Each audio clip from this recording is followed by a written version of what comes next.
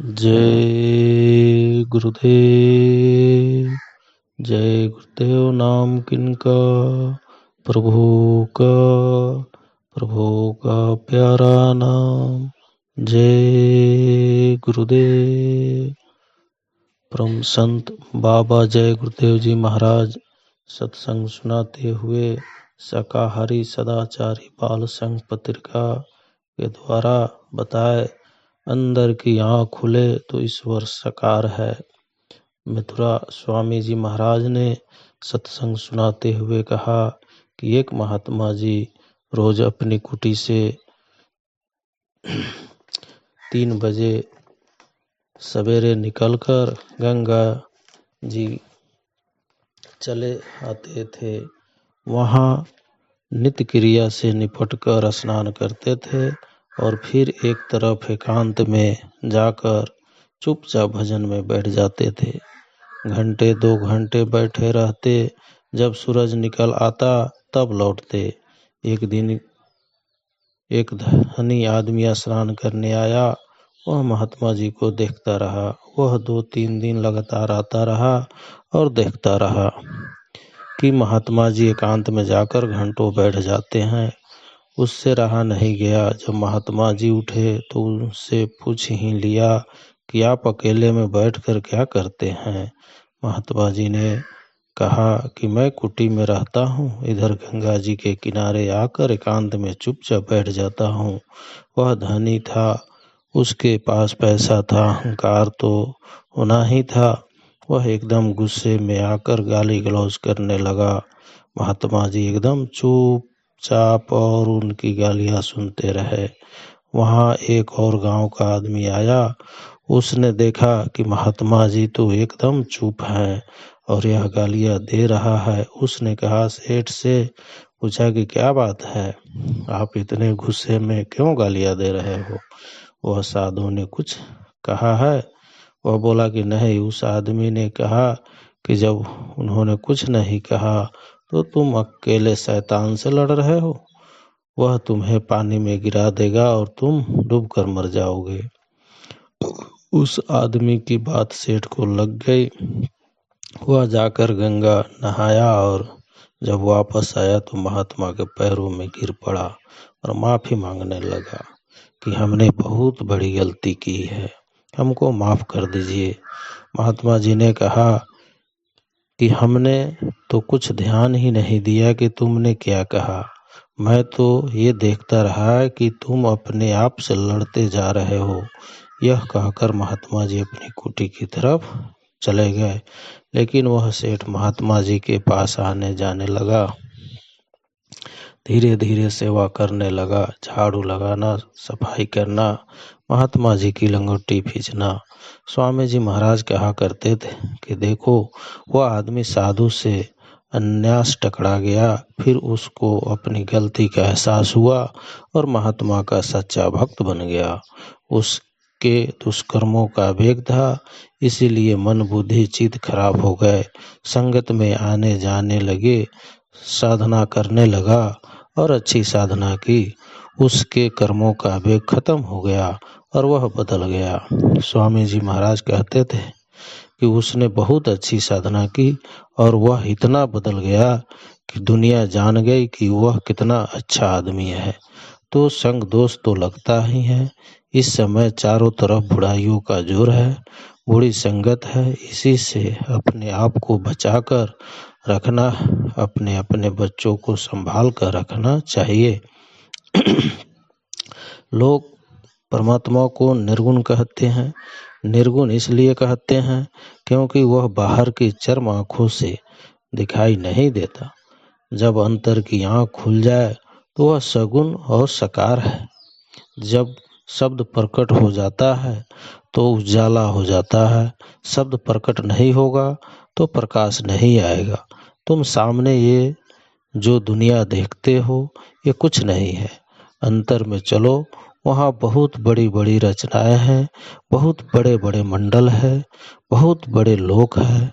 एक एक मंडल का अधिष्ठता तो एक है, लेकिन उसमें कितने छोटे छोटे लोक हैं जिनके लोकपति अलग अलग हैं। जैसे पहले यहाँ छोटी बड़ी रियासतें थी, राजे हुआ करते थे, उसी रचना को देखकर गोस्वामी जी ने कहा, अति विचित्रतः लोक अनेका, रचनायमित एक ते एका। जिस महात्मा की किताब को देखिए, इसमें उन्होंने यही कहा है कि लड़ाई झगड़ा मत करो, मेहनत और ईमानदारी की कमाई पर गुजारा करो, जीवों पर रहम और दया करो, सच्चे इंसान बनो, एक दूसरे की सेवा करो और भजन करो, यही जीवन है।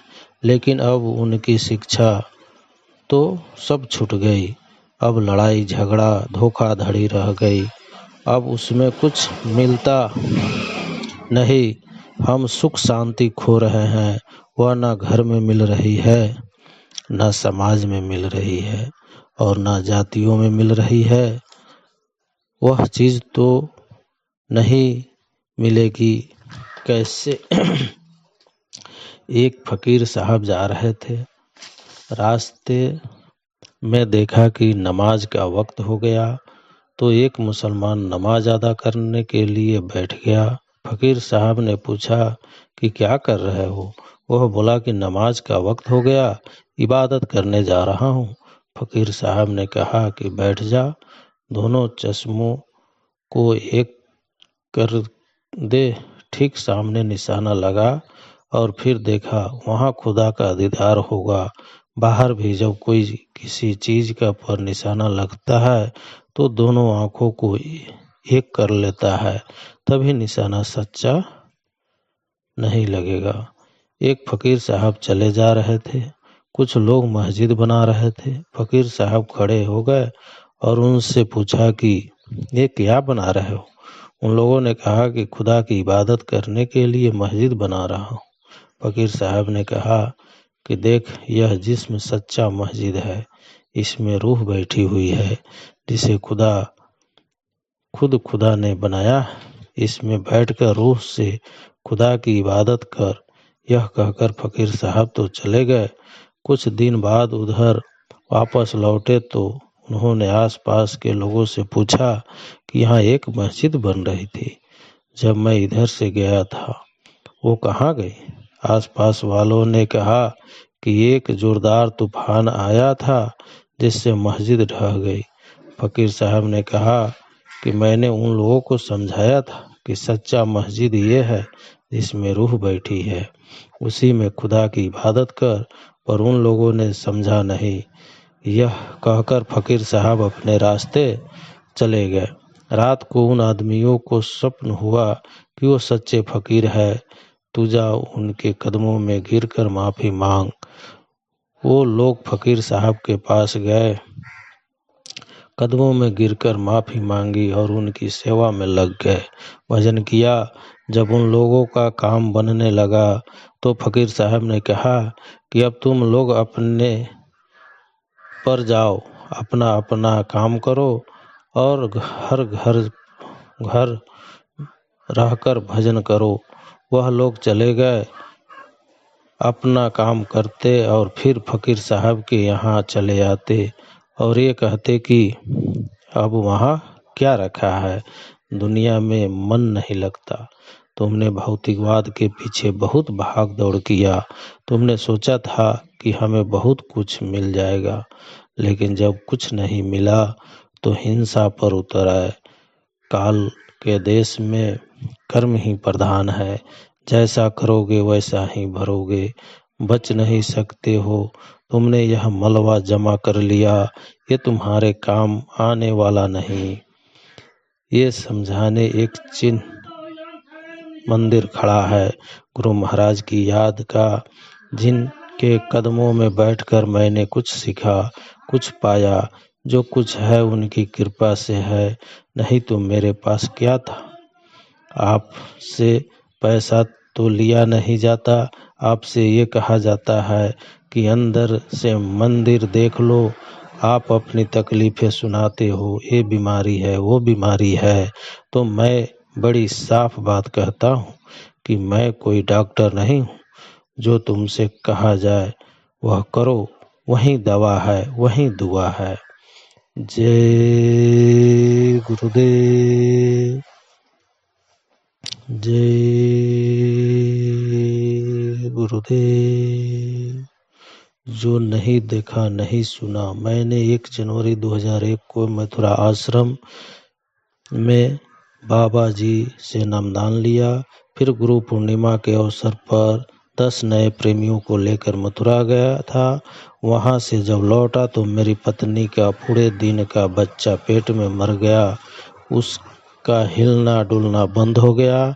3 दिन बाद पत्नी ने मुझे ये बात बताई तो मैंने चलने की बात कही तो उसने जाने से इनकार कर दिया। मैं बराबर अस्पताल जाकर डॉक्टर को दिखाने की बात करता और वह मना करती रही। इस तरह से 4 दिन और बीत गए। मैंने उसे अस्पताल ले चलने की ठान ली और 20,000 रुपये लेकर तैयार हो गए, क्योंकि जान जाने का खतरा हो गया था। उधर मेरी पत्नी ने भी दृढ़ संकल्प कर लिया कि अगर अस्पताल जाना हुआ तो हम घर छोड़कर कहीं चले जाएंगे। ने कहा कि गुरु महाराज को जो कुछ करना होगा वहीं करेंगे। मैं लाचार था, मरता क्या न करता वाली बात थी। मैंने गांव की एक दाई को बुलाया। उसने देखा कि अपना उपचार शुरू किया। कुछ ही घंटों में नॉर्मल डिलीवरी हुई। 7 दिन का मरा हुआ बच्चा जिसका पेट फूला हुआ और लगभग 3 किलोग्राम था, बिना ऑपरेशन के बाहर निकल आया। मेरी पत्नी बेदाग बच गई। मेरे गांव में अन्य जातियों के अलावा केवल क्षत्रियों के 1000 घर है। जिसने भी यह चमत्कार सुना उसके आश्चर्य का ठिकाना नहीं रहा। हालांकि मैं तो अभी मालिक का अबोध बच्चा हूँ, कुछ जानता ही नहीं हूँ। केवल 10 जून को संगत की सेवा में मैंने एक भोगना खरीद कर भेंट किया था। उसकी एवज में मालिक ने 20,000 रुपये मेरे बचा दिए। मेरी पत्नी ने गुरु महाराज का दर्शन भी नहीं किया है, लेकिन श्रद्धा और विश्वास पहले से बना हुआ था। ऐसे समर्थ गुरु को मैं कैसे नमन करूं?